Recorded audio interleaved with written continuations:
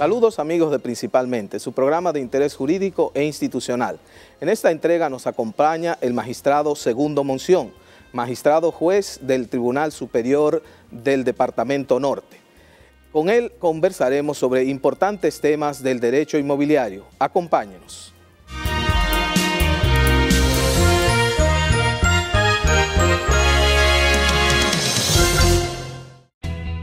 Desde el 1989, Seaboard se convierte en la primera generadora privada de energía de República Dominicana. En el 2012, reemplaza sus unidades de generación por la unidad Estrella del Mar 2, que opera con gas natural como combustible, armonizando con el medio ambiente y poniéndose a la vanguardia en la producción de energía limpia. Seaboard, comprometidos con la satisfacción de sus clientes, el desarrollo nacional y el medio ambiente.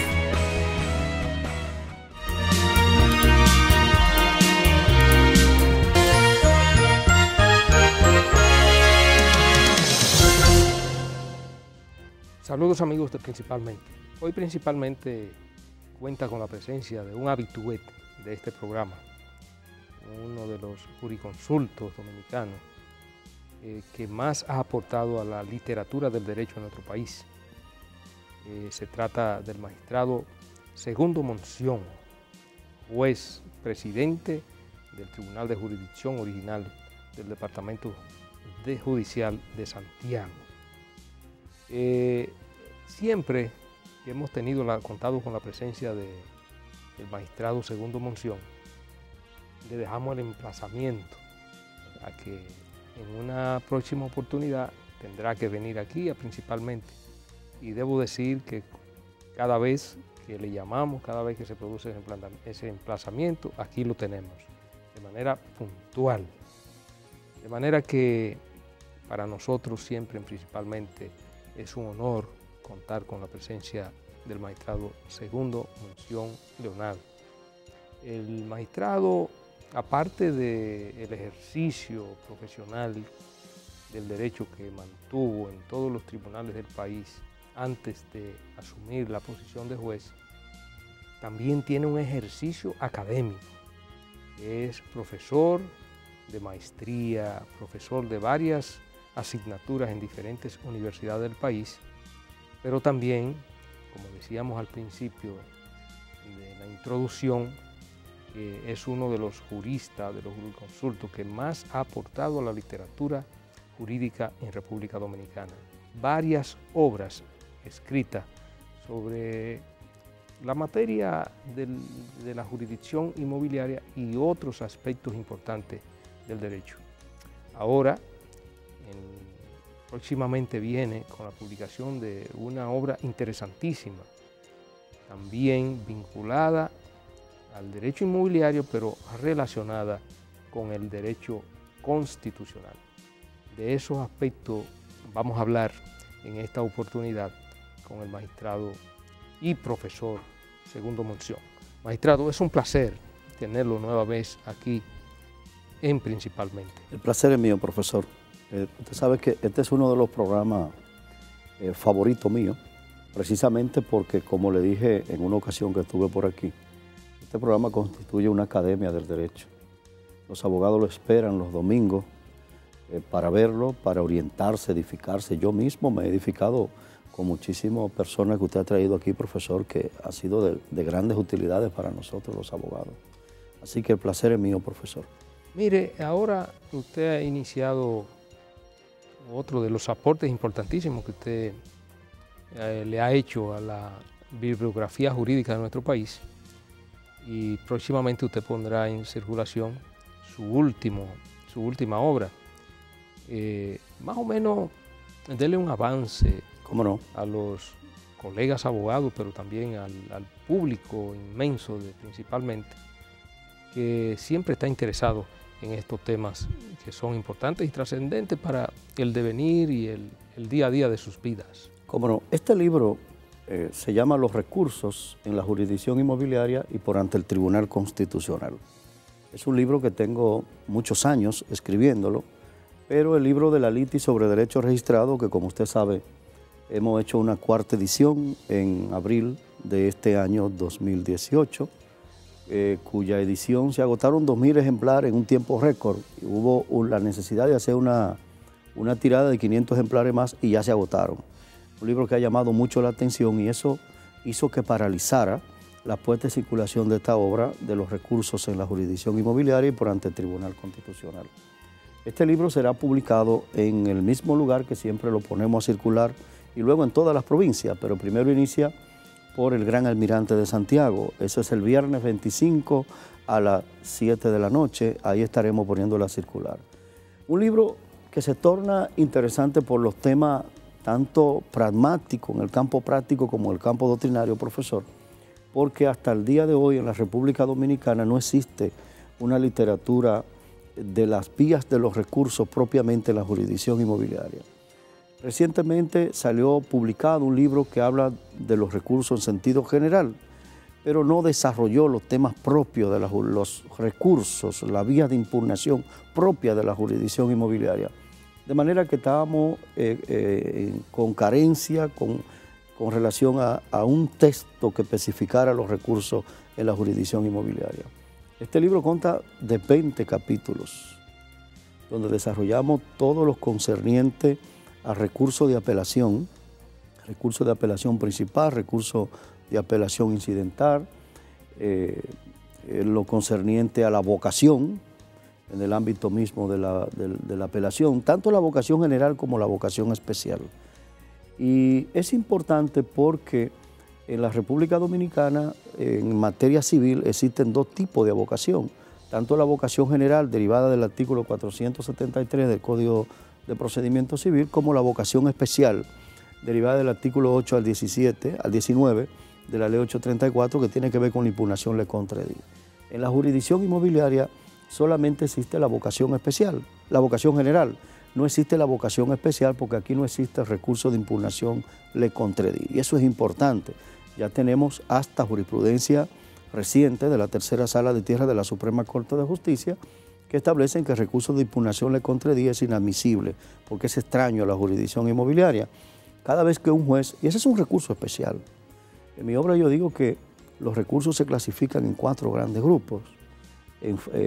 Nosotros tenemos la tradición de llamarle ordinario y extraordinario, ¿verdad? En Francia ya esa clasificación no existe, le llaman recursos normales. Pero bueno, nosotros los clasificamos recursos, aunque hacemos la aclaración, vías ordinarias, vía extraordinaria, los recursos especiales y los recursos administrativos. 4 grandes grupos. La impugnación le contradit lo consideramos un recurso especial, porque ni es ordinario ni es extraordinario, puesto que solamente impugnan un tipo de sentencia, que son aquellas sentencias que dictan los jueces sobre las declinatorias sin pronunciarse sobre el fondo. Cada vez que un juez se declara incompetente o una litipendencia o una conexidad sin pronunciarse sobre el fondo, el recurso a interponer en materia civil ordinaria lo es la impugnación le contradit en un plazo de 15 días. Por eso es un recurso especial. Incluso quien notifica el recurso es la secretaria del tribunal y no hay comunicación del documento en ese recurso porque el expediente sube íntegro. En materia de tierra no existe este recurso. Cada vez que un juez se pronuncia sobre una declinatoria, el recurso a interponerlo es el recurso de apelación. Y por eso es importante que tengamos nosotros una obra exclusivamente de la jurisdicción inmobiliaria que trate los recursos que realmente existen allí. Pero nosotros no solo desarrollamos ampliamente lo que tiene que ver con el recurso de apelación principal, incidental, los efectos del recurso de apelación, que dicho sea de paso, con relación al recurso de apelación incidental, nosotros siempre dijimos que el principio de que en materia de las vías de los recursos nadie se excluye a sí mismo es inconstitucional. Siempre lo dijimos, que era un irraciocinio. Hasta muchos decían que no compartían mi tesis, diciendo que no, que estaba vigente en nuestra legislación. Este principio que dice que en materia de las vías de los recursos nadie se excluye a sí mismo, lo que quiere decir es que cuando yo le notifico una sentencia a usted, profesor, el plazo para recurrirla comienza a correr para usted, no para mí. Para el plazo comenzar a correr para mí, usted tiene que notificármela. Y eso es un irraciocinio, porque lo que el legislador quiere es, cuando la notificación de la sentencia son 2 cosas. Primero, que yo sepa que hay una sentencia en mi contra para poder ejecutarla. Y segundo, comenzar a correr el plazo. Y si yo le estoy notificando, conozco el contenido de la sentencia. Entonces, a pesar de que siempre dije que era inconstitucional y en mi corte, en la segunda sala que yo presido, del Tribunal Superior de Tierras, nosotros siempre decíamos que eso no tenía aplicación, que eso era un anacronismo. Bueno, pues recientemente el Tribunal Constitucional así lo consideró y dijo que era un irraciocinio y que ese principio había sido derogado a través de los años.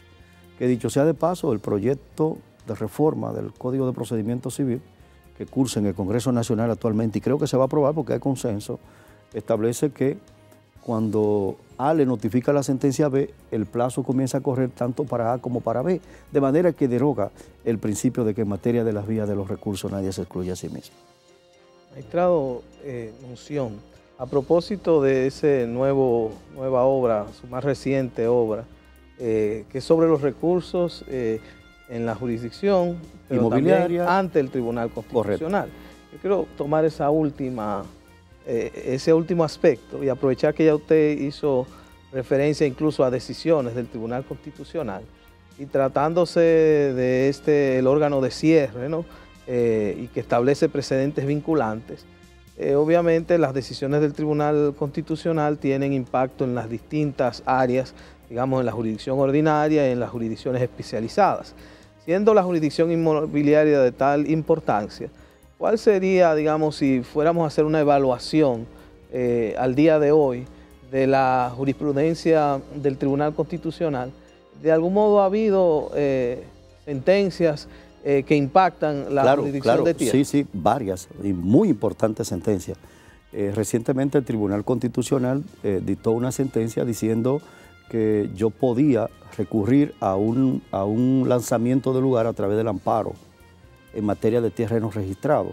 Usted sabe que los jueces de la jurisdicción inmobiliaria, cuando usted interponía un amparo para lanzar a una persona que no tenía consentimiento en su mueble, estaba ocupando su mueble sin consentimiento, un invasor, los jueces de la jurisdicción inmobiliaria lo declaraban inadmisible por el precepto de 70 de la ley 137. De que había otra vía establecida, que es lo referente al artículo 48, 47 y 48 de la ley 108, que hablan de desalojo judicial. Entonces por eso lo declaraban inadmisible. Y el Tribunal Constitucional recientemente dijo que no, que yo podía acudir a un amparo para desalojar ese intruso porque estaba violentando un derecho fundamental, porque el artículo 51 considera el derecho de propiedad como un derecho fundamental. No la instituta, como dice Jorge Prat, decía Jorge Prat, que lo que tenía carácter fundamental era la instituta, la propiedad. No, la Constitución nuestra dice el derecho de propiedad que tienen un carácter fundamental.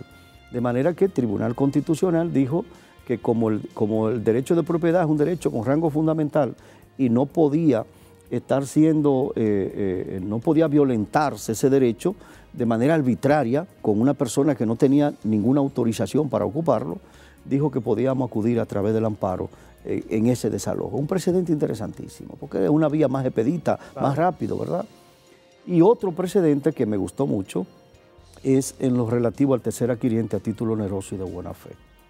El Tribunal Constitucional recientemente, usted sabe que el artículo 2268 del Código Civil Dominicano establece que la buena fe se presume siempre y que la mala fe hay que probarla, y que es una cuestión de apreciación de hecho que corresponde al juez de fondo, eso escapa hasta la censura casacional. Y entonces cuando una persona falsificaba un poder, sacaba un título de propiedad, falsificando un poder, y lo vendía, aquella persona que lo compraba se consideraba un tercer adquiriente a título oneroso y de buena fe. El Tribunal Constitucional considera que eso puede prestarse a fraude para despojar a los verdaderos propietarios. Que el tercer adquiriente a título oneroso y de buena fe no puede ser el producto de maniobra fraudulenta, sino de cuestiones lícitas. De manera que es un precedente interesante en el campo del tercer adquiriente a título oneroso y de buena fe y la adquisición de los derechos en la jurisdicción. O sea que ya tercero adquiriente de buena fe no es cualquiera. No, a partir de esa sentencia del Tribunal Constitucional, que es un referente obligado en la jurisdicción inmobiliaria, tiene que ser mediante una obra lícita. Porque aquí también tenemos, conforme al artículo 39, las compensaciones para aquellos derechos que han sido violentados y su negligencia, que es el fondo de garantía, que aunque esté en receso, se está cobrando, por lo tanto yo puedo demandar al fondo de garantía. Y otro precedente que me ha gustado mucho del Tribunal Constitucional es en lo referente a la declaratoria de utilidad pública. Usted sabe que nosotros teníamos una antinomia jurídica porque la ley 1307, que es la ley orgánica, la ley que le da competencia al Tribunal Superior Administrativo, establece en el artículo 1, párrafo único, que el Tribunal Superior Administrativo tendrá competencia exclusiva para conocer de los procedimientos forzosos de expropiación por parte del Estado Dominicano. El artículo 123 de la ley 108 establece que el Tribunal de Tierra de Jurisdicción Original conocerá en única y última instancia el procedimiento de expropiación. Parecería ser que es una antinomia jurídica. Yo lo resolví en mi obra, en la obra de la LITI, aplicando el principio de la jerarquía de la norma jurídica, la comparé, y luego el principio de la cronología de la norma jurídica. Son dos leyes de la misma jerarquía. La ley 1307 es una ley especial y la ley 108 también. Por lo tanto, yo puedo compararla porque al hacerlo respeto el principio de la jerarquía de la norma jurídica. Pero el principio de la cronología de la norma jurídica me lo resuelve, porque la ley 1307 es posterior a la ley 108. De manera que lo que dice la ley 1307 es la que se va a aplicar. El tribunal competente para conocer el procedimiento de expropiación lo es el Tribunal Superior Administrativo. El Tribunal Constitucional se fue más lejos y dijo que lo es para conocer el procedimiento de expropiación organizado por la ley 344 del año de 1943, que lo lleva a cabo el Estado Dominicano cuando declara utilidad pública un inmueble y persigue registrar a su nombre ese inmueble que declaró de utilidad pública, como la demanda de nulidad del decreto que pudiera perseguir el propietario del terreno que le declarara utilidad pública el inmueble. Y tú sabes, tú conoces la sentencia 007, aquella interesante que generó mucha expectativa, donde el Tribunal Constitucional decía que no tenía competencia para conocer de la inconstitucionalidad de los actos administrativos. Bueno, y dijo que eso tenía que conocerlo el tribunal. Y entonces, con relación a la declaratoria de utilidad pública, dijo que ambas cosas la conoce el Tribunal Superior Administrativo. Para nosotros ha sido interesante esa jurisprudencia. Magistrado, ciertamente, hablando del tercer adquiriente de buena fe, en República Dominicana se han dado inmensidad de litis que envuelven a ese tercer adquiriente de buena fe. Una persona que adquiere unos terrenos que le presentan un certificado de título y que ese certificado de título muestra todas las garantías que fue emitido por la jurisdicción inmobiliaria correspondiente de donde se trate y el registro de título de esa jurisdicción. Entonces, esa persona, frente a esos títulos, procede a comprar esos terrenos, pero sucede que en el ínterin se produce una litis sobre terreno registrado. Cuando esta persona trata de producir la transferencia, le dice, no, mire, aquí hay una litis. Sucede que ese terreno que usted ha comprado, hay una superposición de deslindes. Sí. Pero ¿qué sucede? Ya esa persona ha procedido al pago del dinero que se lleva y esa persona se ve envuelta en esa litis. Frente a esa situación, ¿cómo se pudiera identificar a ese comprador que compra aparentemente con todo lo de la ley? Pero sucede que en el fondo subyace ese problema, sí, en lo que tiene que ver con la originalidad de ese título, que es el que motiva al comprador a realizar la operación. Y sin embargo, cuando se realizan las verificaciones del lugar, ciertamente ese problema tiene identificado un problema serio de superposiciones, de deslinde, de dos propietarios supuestos propietarios que están litigando por la propiedad del mismo. Ante esa situación y después de haber producido el pago, ¿cómo pudiera ser recompensado ese tercer adquiriente, si es que así se le pudiera considerar adquiriente de buena fe? Muy interesante, profesor. En mi obra de la litis sobre derechos registrados, yo trato una jurisprudencia de la tercera sala de la Suprema Corte de Justicia que establece que cuando una persona se deslinda en los derechos que no le correspondía, y se lo vende a otra persona y ese alega ser un tercer adquiriente a título oneroso y de buena fe, la Suprema no lo reconoce como tercer adquiriente a título oneroso y de buena fe porque ha establecido que eso se asemeja a la cosa de la venta ajena que establece el artículo 1599 del Código Civil Dominicano y que por lo tanto la venta es nula y no lo considera un tercer adquiriente a título oneroso y de buena fe. Sin embargo, cuando yo estaba haciendo mi obra, profesor, ahora en esta 4ª edición, conseguí una jurisprudencia interesantísima. Hubo un caso donde una persona, propietario de un solar, propietario de un terreno, viene otro y se deslindó encima de esos terrenos. Él lo que tenía era una constancia anotada, pero estaba ocupando su terreno.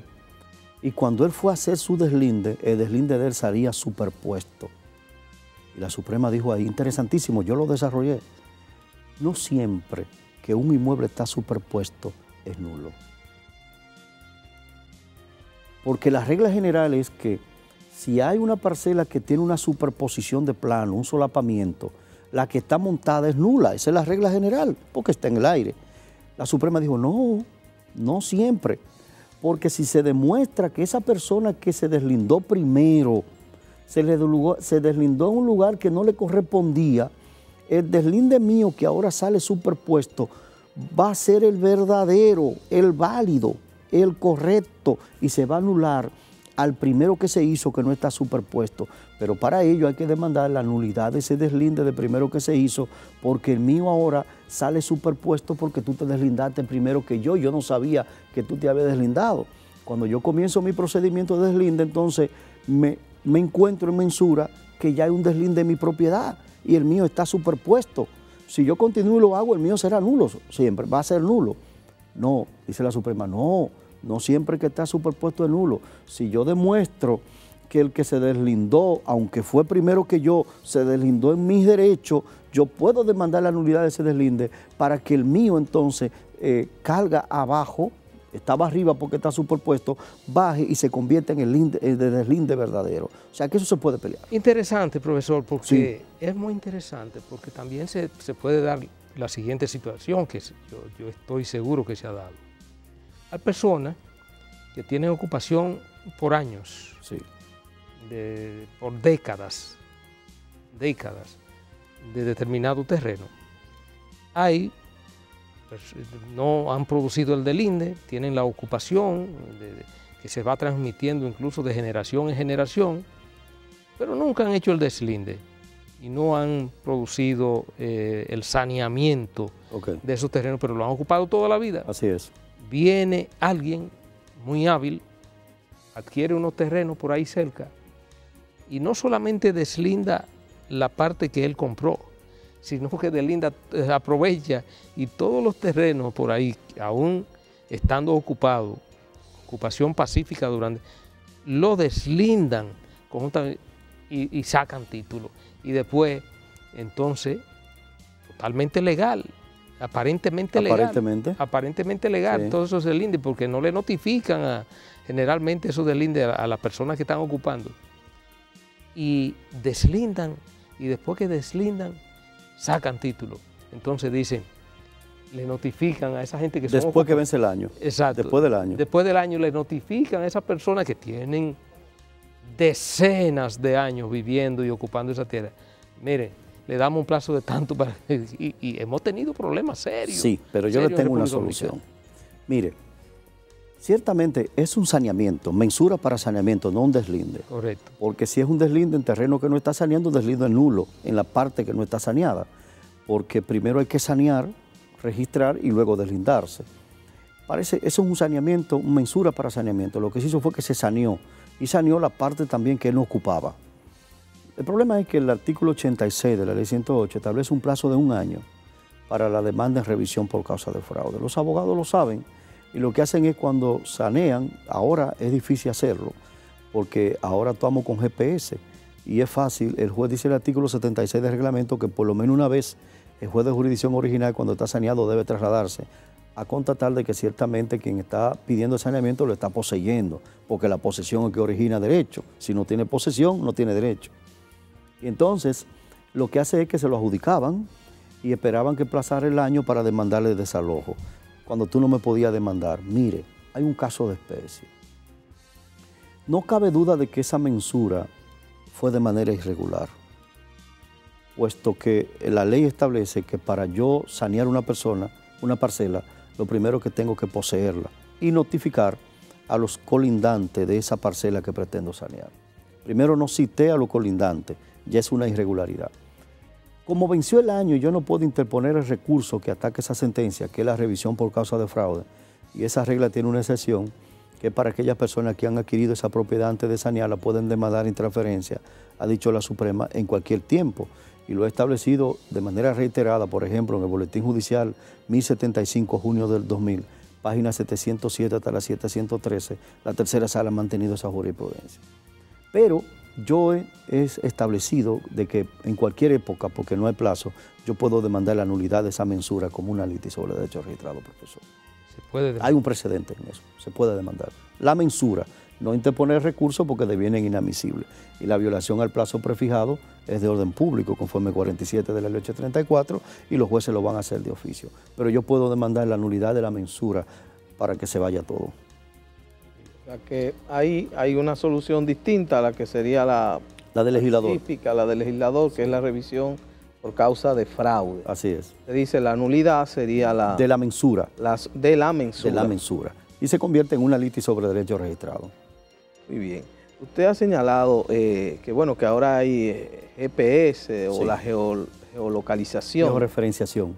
Me gustaría una pequeña explicación de qué impacto ha tenido eso en todo el proceso, digamos, de ubicación y de certidumbre acerca de quién es propietario de qué.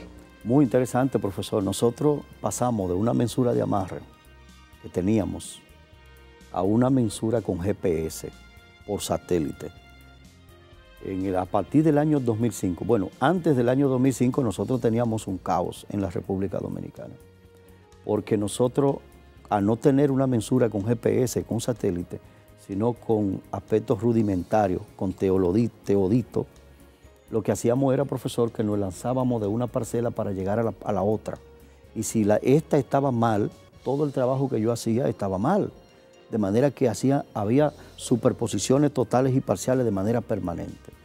A partir de 2005, después que nosotros suscribimos un contrato con el Banco Interamericano de Desarrollo, BID, y tomamos 40 millones de dólares primeramente prestados para modernizar la jurisdicción inmobiliaria, derogamos la ley 1542 y surgió aquí en la República Dominicana el sistema de mensura más moderno y más perfecto del mundo. Nosotros estamos a la par, profesor, con los países más desarrollados del mundo en el sistema de mensura, con un margen de error de prácticamente de cero, con GPS y con satélite. Ahora lo que nosotros tenemos que trabajar es actualizar el sistema cartográfico nacional que no se está actualizando. Si nosotros logramos actualizar el sistema de cartografía nacional, nosotros no creo que haya un país desarrollado del mundo en términos de mensura más avanzado que nosotros. De manera que el paso ha sido trascendental. Se dice que se ha afectado porque ahora el reglamento de registro de títulos establece que el registro complementario, que ya los gravámenes nos dan al dorso del certificado de título y que por ende ya cuando te presentan un título, si tú compras, tú no eres un tercer adquiriente de buena fe porque tiene que estar acompañado de una certificación de cargas y gravámenes, y que por tanto eso ha afectado la teoría de la movilidad del suelo. Yo digo que no, que el nuevo sistema de mensura en la República Dominicana ha fortalecido la teoría de la movilidad del suelo, porque yo en Bangladesh, con Google, a través de Google, puedo mostrar mi propiedad, decir, esta es mi propiedad que está en la República Dominicana, y en Bangladesh venderla, y ese es un tercer adquiriente a título oneroso y de buena fe, con seguridad. De manera que este sistema de mensura ha fortalecido la jurisdicción inmobiliaria, ha fortalecido la seguridad jurídica y le ha dado preeminencia a la teoría de la movilidad del suelo. Muy bien, profe. Vamos a aprovechar para hacer una breve pausa y en el próximo segmento vamos a seguir tratando este y otro tema de interés.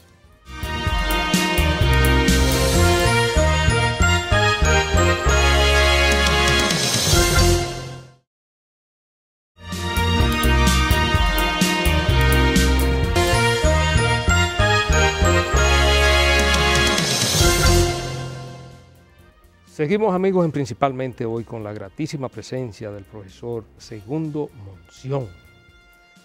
Bien, profesor, excelente. Y estos son temas que ocurren a diarios. Así es. Tenemos litigio en todo el país. Mire, es bueno eso a que usted se ha referido, del proceso de modernización de la jurisdicción inmobiliaria en nuestro país, y más que todo el proceso de mensura catastral y con la ubicación de este sistema georreferencial que ya le da la posibilidad a la República Dominicana de exhibir seguridad jurídica, porque la seguridad jurídica es fundamental, sobre todo en un Estado social democrático de derecho y una sociedad en desarrollo como República Dominicana, que atrae enormes inversiones, sobre todo en el área turística del país. La jurisdicción inmobiliaria, invadida por muchos litigios, básicamente en esos departamentos turísticos del país, como la provincia de la Altagracia, La Romana, Puerto Plata, Samaná, donde hay inmensidad de litis sobre terrenos registrados. Pero no solamente en esos puntos geográficos que son turísticos, sino también se dan en partes importantes del país donde hay tierras productivas, como es en la parte del Cibao Central. Así es. Las tierras son tan valiosas como las de los puntos turísticos del país. Eso es alentador. Sin embargo, todavía se siguen produciendo muchas litis sobre terrenos registrados, y a veces inversionistas que vienen de buena fe, realizan inversiones, compran terrenos aparentemente titulados, y de buenas a primeras viene alguien y le introduce una litis sobre terrenos registrados. Uno como abogado, a diario se le viven acercando personas que dicen: mira,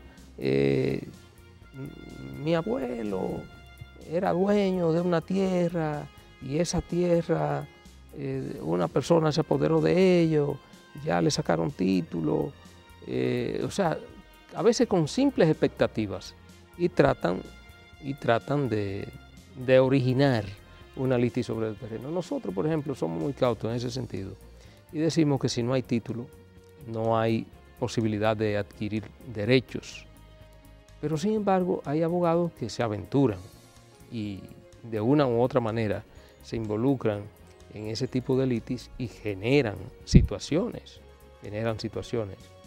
Se sigue produciendo todavía, en su experiencia como magistrado, este tipo de situación, este tipo de litis que llega incluso hasta la jurisdicción inmobiliaria? Se siguen produciendo, pero con menor rigor. Mire, ciertamente en la zona este del país, sobre todo, en mi obra, la primera edición, yo reflejo algo sobre eso. Hay personas que se orientaban de la venta de un terreno, que iban a poner un resort, un complejo turístico, y simplemente para obligar a esa persona a negociar con ellos, que la transacción era inminente, se inventaban una litis sobre derechos registrados sin ningún tipo de derecho, sabiendo que en el fondo iban a perder, porque no tenían ningún derecho. Pero la idea era que esos inversionistas, cuando buscan una certificación del estado jurídico del inmueble y ven que el inmueble tiene una nota preventiva, una oposición, no compran mientras eso no desaparece, ¿verdad? Y entonces se transaban siempre, porque era un chantaje. Eso siempre ha existido en la jurisdicción inmobiliaria, y todavía existen, sobre todo en la zona este del país, que es donde yo más veo eso, y en la zona de Samaná. Cada vez que un abogado habilidoso se orienta de que va a haber una transacción con relación a un terreno, se inventa una litis. Para ello han surgido dos situaciones: un precedente, y la ley 108 en el artículo 31 creó por primera vez la demanda reconvencional para aquella demanda temeraria ¿verdad?, que se han lanzado con el objetivo simplemente de chantajear, yo puedo como demandado reclamar daños y perjuicios en la jurisdicción inmobiliaria. Y hay grandes precedentes en ese sentido. Eso fue una panacea. Eso fue algo que buscamos en la Ley 108 cuando estábamos en el proyecto de ley para evitar más o menos eso. Pero, ¿qué sucede? Cuando estamos frente a una persona insolvente, de nada vale la demanda reconvencional, porque ellos se buscan personas así. Y también, tanto la Suprema Corte de Justicia, he visto varias jurisprudencias de sanciones disciplinarias por el abuso de la vía del derecho por parte de los abogados. Los abogados pueden ser pasibles de ser sometidos disciplinariamente, incluso hasta demandados por daños y perjuicios. Y hay precedentes en ese sentido. En menor rigor sigue dándose, profesor, lamentablemente, porque tiene mucho que ver con lo que anteriormente se llamaba en las aulas universitarias, que ya no se da, la deontología jurídica, que hace mucha falta en las universidades. Magistrado Monción, a propósito de la Ley 108 que usted menciona, esa ley se propuso unas determinadas metas en abono a la pretensión de seguridad jurídica, también a que los procedimientos, la solución de controversias que se da en el ámbito inmobiliario, bueno, se diera quizás con mayor celeridad, usted nos explicará, o con procesos más simplificados, lo cual va en abono también a que una persona no esté sujeto a unas disputas cuasi eternas, ¿no? Si uno fuera a hacer una evaluación, porque la ley 108 es del año 2005, o sea que ya estamos hablando de 13 años. Así es. Si uno fuera a hacer una evaluación con respecto al régimen anterior, ¿cuál es en términos de celeridad? ¿Hemos tenido un avance o seguimos al mismo ritmo? Sin duda que hemos tenido un gran avance, porque el mérito de la ley 108, que yo era partidario de que se modificara la ley 1542, no que se derogara, pero el Banco Interamericano de Desarrollo sugirió que debía ser derogada y quería darnos $10 millones más por haberlo derogado y se accedió a eso, ¿verdad? Pero esta ha sido una ley muy beneficiosa, de gran avance, porque desjudicializó muchos procesos que estaban judicializados en la jurisdicción inmobiliaria y pasaron el aspecto administrativo porque nunca debieron estar judicializados. Por ejemplo, el condominio. El condominio se sacó de los tribunales y eso para la economía de la República Dominicana ha sido muy interesante. Los condominios los conocíamos nosotros en el Tribunal Superior de Tierras. Ahora con la ley 108 pasó a conocerse de manera de mensura directo al registro de títulos. Eso es un gran paso de avance. Si a alguna persona, algún órgano de la jurisdicción inmobiliaria le cometía un error, los únicos competentes para corregir ese error éramos nosotros en el Tribunal Superior de Tierras y tú tenías que tomar la fila de 5.000 o 10.000 expedientes antes que tú. La ley 108 en el artículo 83 derogó eso y dijo, no, el órgano que cometió el error será competente para corregirlo. Eso es un gran paso de avance en la República Dominicana. Pero nosotros para la litis sobre derechos registrados, que era lo que los abogados se quejaban y decían que duraba el sueño eterno, 20 años, creamos el principio de las audiencias tasadas. Porque en el artículo 60 dijimos que en principio solamente se van a conocer 2 audiencias, una de prueba y una de fondo. Eso no existía. Interesante ahora, grandes novedades. De manera que la ley 108 ha sido una bendición, un gran paso de avance para la jurisdicción inmobiliaria, precisamente para que los conflictos se resuelvan y se resuelven en el menor tiempo posible. Interesante, profesor. Ahorita usted se refería de manera tangencial a la acción en falsedad por causa de revisión fraude. Por causa de fraude. Sigue siendo común, se sigue produciendo con mucha frecuencia este tipo de recursos por parte de personas que se ven afectadas por algún tipo de acción. Con menos frecuencia ya, porque si la ley 108 y sus reglamentos, tanto el de mensura como el reglamento de los tribunales superiores de tierra y jurisdicción original, se aplican tajantemente como se establece con sus normas, no está sujeto a que hayan revisiones por causa de fraude de saneamiento hecho con la nueva ley. Porque se supone que hay precisión en la mensura, se supone que se comprobó que quien está solicitando la mensura para saneamiento está poseyendo el inmueble y el artículo 76 dice que el juez debe trasladarse a verificar eso. De manera que si el saneamiento se hace con el rigor que establece la ley, no vendrán revisiones por causa de fraude. Las revisiones por causa de fraude que yo veo que están llegando al tribunal son por dos situaciones. Número uno, por los ya casos que han sido saneados en el pasado, y número dos, con las superposiciones de plano que todavía se dan por el sistema cartográfico nacional que nosotros tenemos en la República Dominicana. Con menor frecuencia, pero se dan.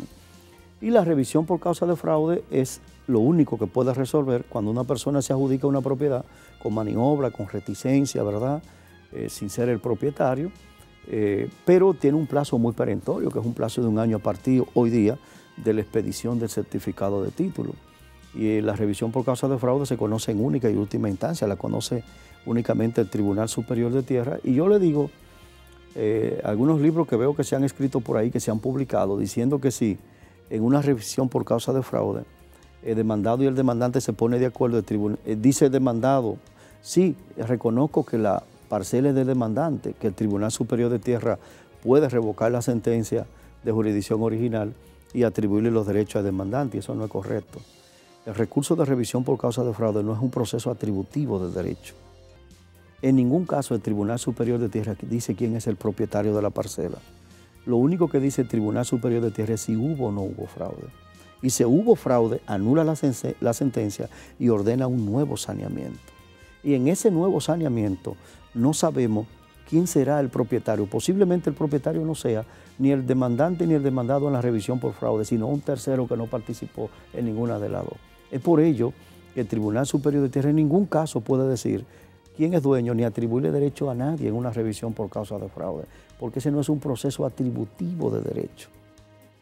Nosotros recientemente, profesor, que no vaya yo a pasar por alto dejar de decir esto, en la segunda sala editamos un gran precedente en materia de derecho inmobiliario. La segunda sala del Tribunal Superior de Tierra, la que presido. De Santiago. De Santiago. Nosotros admitimos el recurso de tercería en la jurisdicción inmobiliaria. Abrimos el recurso de tercería por un caso de especie que surgió allá. Los jueces en la jurisdicción inmobiliaria dicen que el recurso de tercería es inadmisible. Y así lo ha dicho la tercera sala de manera permanente. Lo dijo en el 1999 la anterior Suprema y lo dijo esta recientemente en el 2013, esta tercera sala. Dicen que el recurso de tercería es inadmisible porque es extraño a la jurisdicción inmobiliaria y porque no está en la ley 108. Yo digo que no. Yo digo que el recurso de tercería en la jurisdicción inmobiliaria tiene cabida, es admisible. Y en esa sentencia yo le explico por qué. Yo le digo, bueno, en la antigua legislación yo estaba de acuerdo que el recurso de tercería era inadmisible, pero con esta ley no, porque esta ley dice lo siguiente. Por ejemplo, en la ley anterior, cuando un tercero era perjudicado, las sentencias tenían que ser revisadas y aprobadas de manera obligatoria por el Tribunal Superior de Tierra. Eso era lo que el artículo 124 y 125 de la ley 1542 llamaba revisión de oficio. Es por ello que decíamos que los jueces de jurisdicción original no dictaban verdaderas sentencias, sino proyectos de sentencia, porque se convertía en una verdadera sentencia cuando era revisada y aprobada por el Tribunal Superior de Tierras. De manera que cuando un juez de jurisdicción original dictaba una sentencia y perjudicaba a un tercero en sus derechos, una persona que no había sido parte ni interviniente, ni había sido citado en ese proceso, esa persona podía enviar una instancia al Tribunal Superior de Tierra, diciéndole al Tribunal Superior de Tierra, cuando fueran a revisar esa sentencia, cuando la vayan a revisar, revisen la audiencia pública e invítenme. Y nosotros así lo hacíamos, porque la revisión de la sentencia era en Cámara de Consejo o en audiencia pública. Cuando recibíamos la instancia, nosotros fijábamos una audiencia, escuchábamos a esa persona y si veíamos que verdaderamente no fue citado, no fue puesto en causa y le afectó, revocábamos la sentencia en ese aspecto. Tenía una panacea el tercero perjudicado.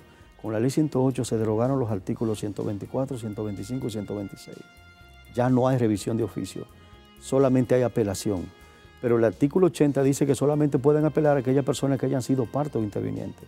¿Y qué hacemos con esos terceros que fueron perjudicados por una sentencia de la cual no fueron parte ni intervinientes ni citados? No pueden recurrirla porque es inadmisible.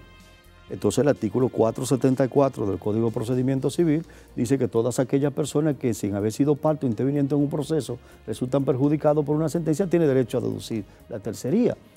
Y el artículo 3 de la ley 108 y el principio octavo establecen, oiga lo que dice, que no lo decía la antigua legislación, la presente ley reconoce y aplica el derecho común supletorio que no tenía ni siquiera que decirlo, para mí una redundancia, pero lo dice. Pero no, oiga como dice, se reconoce el derecho común supletorio para suplir dudas, oscuridad o carencia de la presente ley. El recurso de tercería es un recurso para mí con rango constitucional, porque el recurso de tercería es precisamente para proteger el derecho de defensa de tercero, por lo tanto es un recurso con rango constitucional. La jurisdicción inmobiliaria no me puede decir a mí hoy día con la ley 108 que el recurso de tercería sigue siendo inadmisible por las razones anteriores, porque no aplican. Además de que si me dicen que es inadmisible, violan el acceso a la justicia, violan el 69 en lo que tiene que ver con el acceso a la justicia, violan el derecho a recurrir establecido en el artículo 49, párrafo 3 de la Constitución Dominicana, el 69, numeral 10 de la Constitución Dominicana, el 69, numerales 3, 4 y 7 de la Constitución Dominicana. Entonces, el recurso de tercería en la jurisdicción inmobiliaria es admisible porque contra la sentencia no se demanda. Tú no puedes demandar la nulidad de una sentencia en la República Dominicana. La sentencia solamente se impugna mediante las vías de los recursos, ordinario o extraordinario. Bien, profesor, vamos a hacer una última pausa. En el próximo segmento vamos a tratar este y otro tema de interés.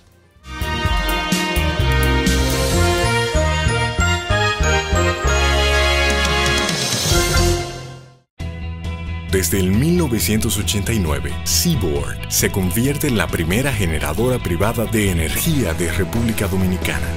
En el 2012, reemplaza sus unidades de generación por la unidad Estrella del Mar 2, que opera con gas natural como combustible, armonizando con el medio ambiente y poniéndose a la vanguardia en la producción de energía limpia. Seaboard, comprometidos con la satisfacción de sus clientes, el desarrollo nacional y el medio ambiente.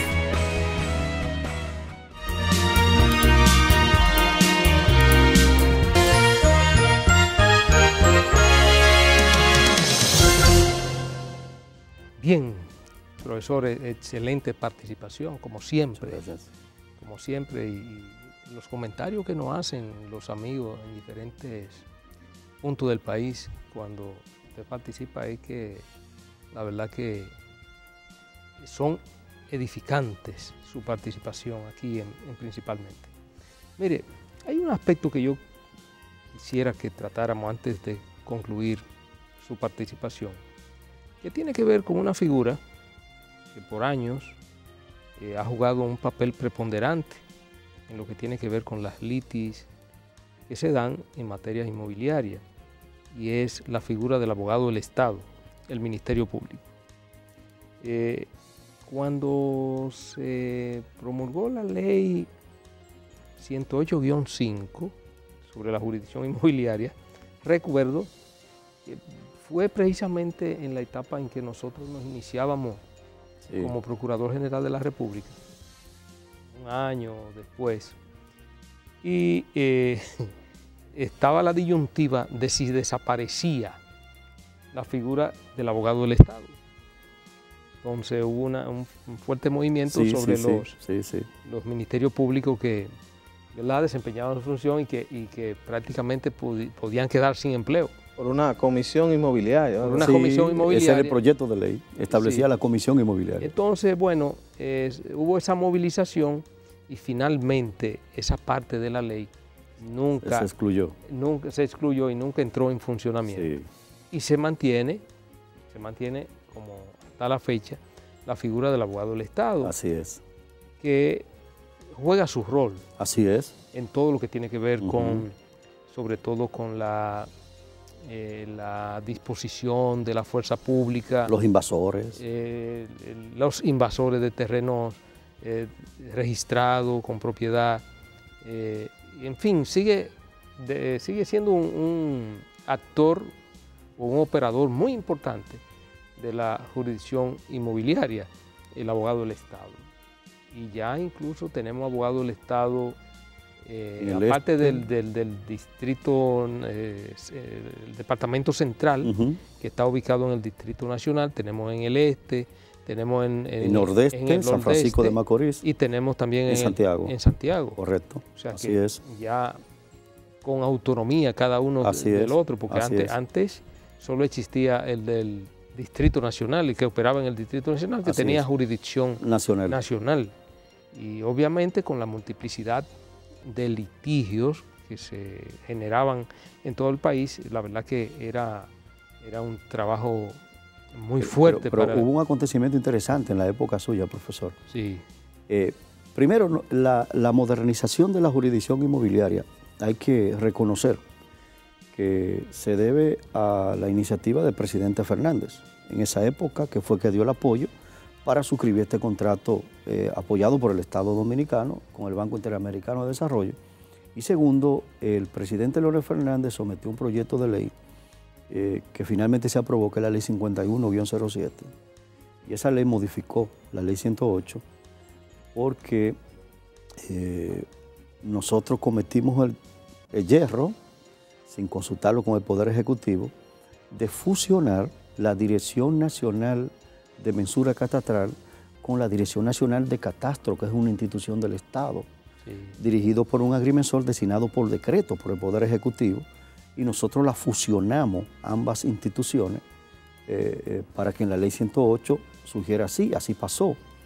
Y la Ley 51, se aprobó la Ley 51 del año 2007 para excluir eso, y cuando esa ley habla del abogado del Estado, lo excluyó como órgano en la jurisdicción inmobiliaria.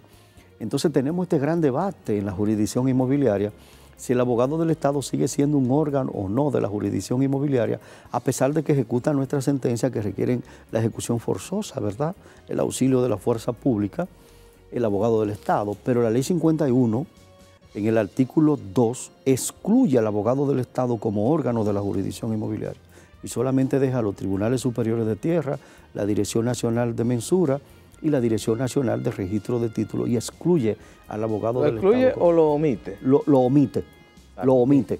La idea, lo que no sabemos es si fue a propósito o fue una omisión, pero jurídicamente hablando, el abogado del Estado, a pesar de su rol que juega y sigue jugando en la jurisdicción inmobiliaria, no es un órgano de la jurisdicción inmobiliaria. Y eso es importante, porque para las interposiciones de los recursos administrativos, el artículo 74, 75 y 76 dicen que los recursos administrativos se interponen ante los órganos de la jurisdicción inmobiliaria, reconsideración jerárquico y jurisdiccional. Y como el abogado del Estado, la Ley 51 lo excluyó, no es un órgano de la jurisdicción inmobiliaria, bueno, pues no pueden interponerse los recursos administrativos para nosotros conocerlo.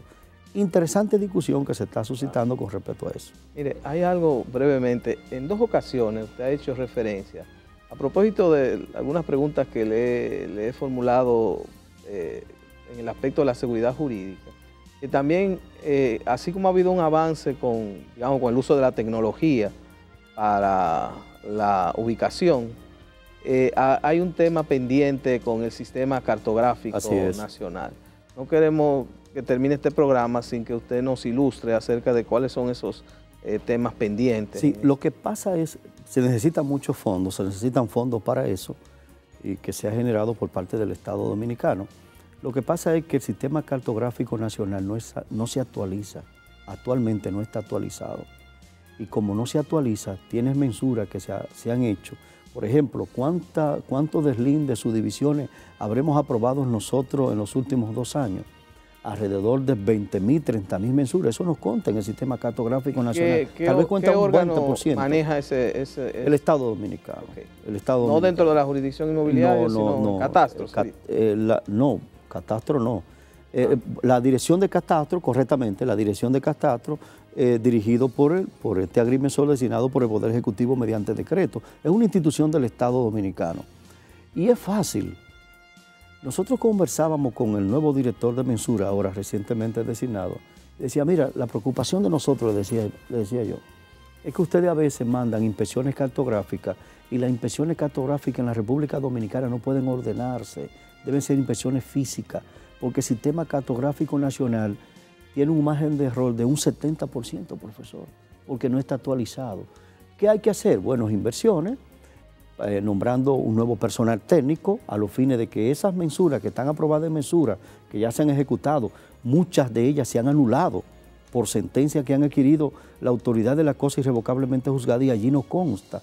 Entonces, son los planos, para los hablar planos, de palabras. claro. Entonces, cuando usted va al sistema cartográfico, consta como vigente. Y si usted hace una mesura, sale superpuesta.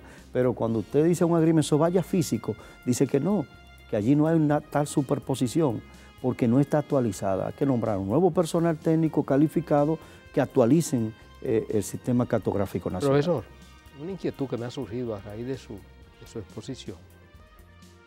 Cuando usted se refiere al catastro nacional, dice que la ley determina que el director de catastro nacional debe ser... Designado por decreto. Designado por decreto, sí. Y debe ser un agrimensor. Un agrimensor, sí, así es, un agrimensor. Porque siempre ha sido así.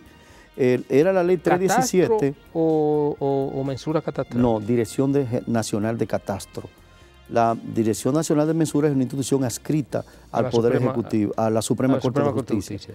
La Dirección Nacional de Catastro fue creada mediante la ley 317. Esa ley fue derogada. Adscrita al Ministerio de Hacienda, ¿no? Correcto. Esa ley fue derogada recientemente por la ley 150-11, que es la ley que está vigente. Ya la ley 317, muchos abogados no lo invocan, no dicen, no, esa ley fue derogada en el año 2011 por la ley 150, que es la que está vigente y rige la Dirección Nacional de Catastro. Y establece así de manera... Lo dice así, lo dice así. Creo que había un joven de La Vega que se designó en época del presidente. Sí, amigo nuestro. No sé ahora quién está, no sé. No sé si será él todavía que lo dirige. No, él no está. Ahora actualmente él es gobernador. Ah, bueno. Se refiere al licenciado Bolívar. La ley que lo rige actualmente es la 150-11. Ya. Que es una institución muy importante porque, de acuerdo a la ley, esa institución debe llevar una contabilidad de todos los inmuebles a nivel nacional que han sido registrados y quiénes son los propietarios. Por eso, cuando usted va a adquirir una propiedad del Estado, le dicen que busque una certificación de catastro que diga si usted tiene o no tiene propiedad. Se la dan, pero no hay ningún registro de contabilidad. Ahí no hay una contabilidad porque tiene que estar entrelazado con la Dirección Nacional de Mensura. Debe existir, y eso es fácil, no creo que lleve mucho dinero, un sistema automatizado con la Dirección Nacional de Mensura y la Dirección Nacional de Catastro, que no existe actualmente. Un sistema automatizado, de manera que todas aquellas cuestiones que surgen en la Dirección Nacional de Mensura, de manera instantánea la conozca la Catastro para verdaderamente hacerle el trabajo que corresponde. No, indudablemente que la Dirección de Catastro es una institución muy importante, sobre todo para este tipo, y creo que incide fundamentalmente en las evaluaciones. En las evaluaciones permanentemente. En las evaluaciones. Es parte siempre de la comisión de evaluación. Correcto. Sobre todo para las tasaciones de los inmuebles, y de alguna manera la Dirección Nacional de la DGI se nutre también de la Dirección Nacional de Catastro. De manera que es una institución fundamental para fundamental. Bueno, la verdad es que el tiempo con el profesor Segundo Monción vuela. Una hora siempre resulta insuficiente para tratar temas tan interesantes y de tanta actualidad como son estos temas de este derecho vivencial, que a diario, de una u otra manera, uno está en contacto con personas que tienen este tipo de problemas que se dan a diario por los litigios que se producen en diferentes puntos del país. Nada, profesor, como siempre, principalmente usted es parte Muchas gracias, de este programa, profesor. Gracias por nueva vez atender a nuestro Para mí es un placer. pedido.